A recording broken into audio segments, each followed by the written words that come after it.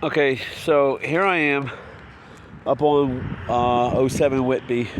So there's a bunch of stuff that I see here. I don't mean to offend anybody, but this roof was not put on well at all. There are no terminal bleeds. There's overburn where the product was completely destroyed. The flashing is open almost everywhere around the perimeter. You see this?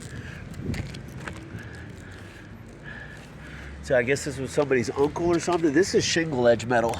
The capping doesn't even cover the side of the house, and it's not even overlapped here. It's supposed to be overlapped, but it's not, and it's split all the way around the perimeter. Weathered. You shouldn't be able to see the fabric. It's like tires, which you start to see the treads on tires failing. But there's no bleed. There's like a little bit here, a little bit here. The chimney is wide open. They should have taken off this old the old TV antenna and closed this up. Look at that. Spare brick there. Same thing here. The flashing has completely failed. There's a hole there. Let me get my phone out of the way. Stick my hand in. Stick my whole palm in there. Jeez.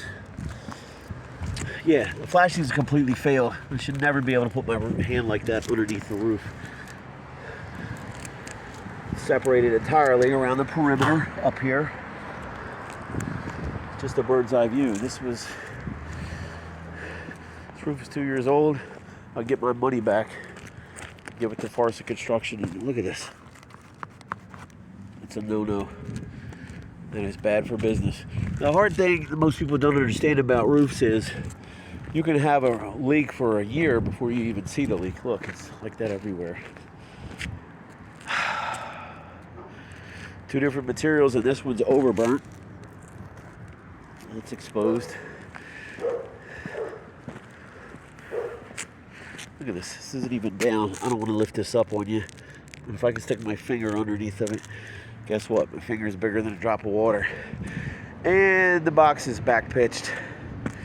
They should have built this area up, but I mean, let's take a look at the flashing around the perimeter. Completely open. Look. Yeah, so you got 7.5 rolls up here.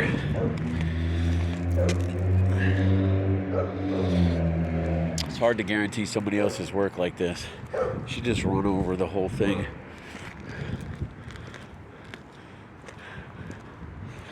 New rubber, new edge metal perimeter, the correct edge metal around the perimeter, so you don't have these separations. Look at this. It's like they were trying to save material or something. I don't want to lift it up, but you get the idea. Let me go show you what's going on down here on the porch. It's wide open by the old cornice cap. Both chimneys are wide open. The perimeter flashing's open. The deck's open and separated over there where I showed you. Look at this. You just wrap the whole thing in rubber. Not worried about it for 15 years. Now, there's some amateur mistakes here. Number one, J-channel's out from behind the siding. It should be sealed down the side of it, because what happens is it opens up the roof. Water gets in. This looks like the old stands for an old AC unit, but certainly your corners are open. Flashing is separated here.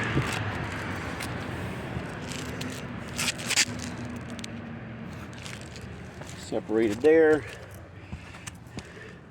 And I don't know what this is supposed to be. Somebody didn't know what they were doing, so they just kept adding more and more roofing cement. But when you put it on too thick like this, here's what happens. It separates, cracks. This area should have been built up in order to allow the water to be able to get to the drop tube over yonder. It's real simple. I don't know why people don't do it. Maybe they just don't know what they're doing. Maybe this was a flip. Is that it? It was a flip.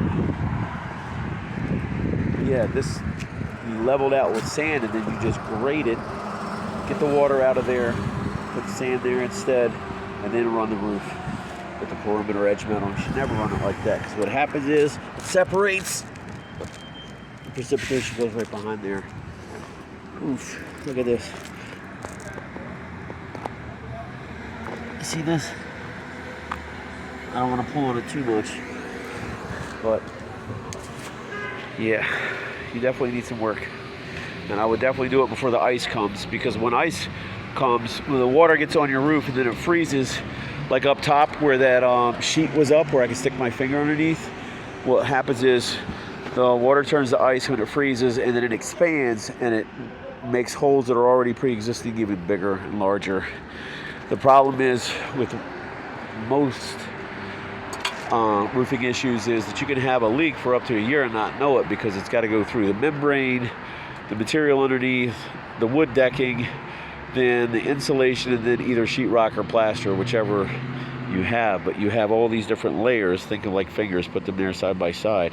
So you could be having a leak up here for, gosh, a year or more before you see it down here. Up top, I would hate to see the attic crawl space, I would just say.